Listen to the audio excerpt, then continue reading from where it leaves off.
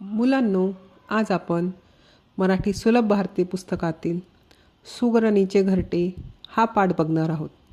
चला आता बघूया. शाळेच्या परिसरात असलेल्या निंबाच्या झाडावर सुगरण पक्षी घरटे बांधत होता. अतुल, नयना, जॉन व सिमरन रोज तेथे थोडा वेळ थांबायचे.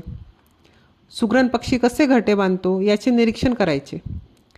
त्याच्या हालचाली त्यांचे मन मोहून टाकायचे. कुठे घाई नाही, गडबड नाही, सगळे कसे नियोजनबद्ध असे नयना नेहमी म्हणायची. तिला त्याच्या कामातला सफाईदारपणा, नीटनेटकेपणा आवडायचा. जॉनला त्याची चिकाटी तर अतुलला त्याची कष्टाळू वृत्ती भावून जायची. सिमरनला वाटायचे किती मेहनत आहे हा पक्षी, आपल्या सुगरणीसाठी व पिल्लांसाठी एवढे सुरेख घरटे बांधतो, त्यासाठी अपार मेहनत घेतो. खरंच खूप जबाबदार व कुटुंबवत्सल पक्षी आहे हा.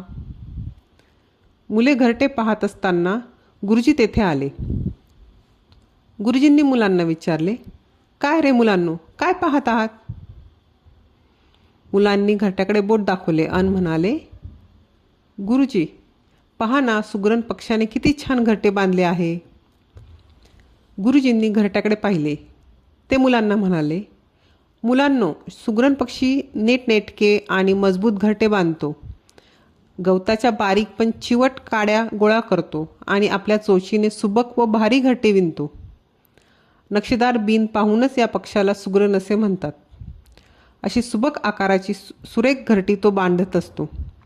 सुगरण माती त्याचे निरीक्षण करते. राहण्यास योग्य व मजबूत असेल अशा घरात राहणे ती पसंत करते. निंब, बाभळीच्या झाडाच्या फांदीला हे घरटे झोक्यासारखे टांगलेले असते. वादळातही हे घरटे शाबूत राहते. त्याच्या घरट्याची सर कोणत्याच इतर पक्षाच्या घरट्याला येत नाही. गुरुजींनी सुगरण पक्षाची वाखणी केली. बऱ्याच दिवसांनी पुन्हा मुले निंबाच्या झाडाजवळ आली. पाहतात तर काय, सुगरण पक्षाचे घरटे बांधून पूर्ण झाले होते. झाडाच्या फांदीवर बसून घरट्याचे निरीक्षण करणारी सुगरण त्यात राहायला आली होती. नयना म्हणाली, सुगरण पक्षी किती आकारबद्ध घरटे बांधतो, तेही चोचीने. आपल्याला असे घरटे तयार करता येईल का? किती कसबी विणदार आहे हा पक्षी. थँक्यू. जर तुम्हाला आमचे व्हिडिओ आवडत असेल तर लाईक, शेअर करायला विसरू नका.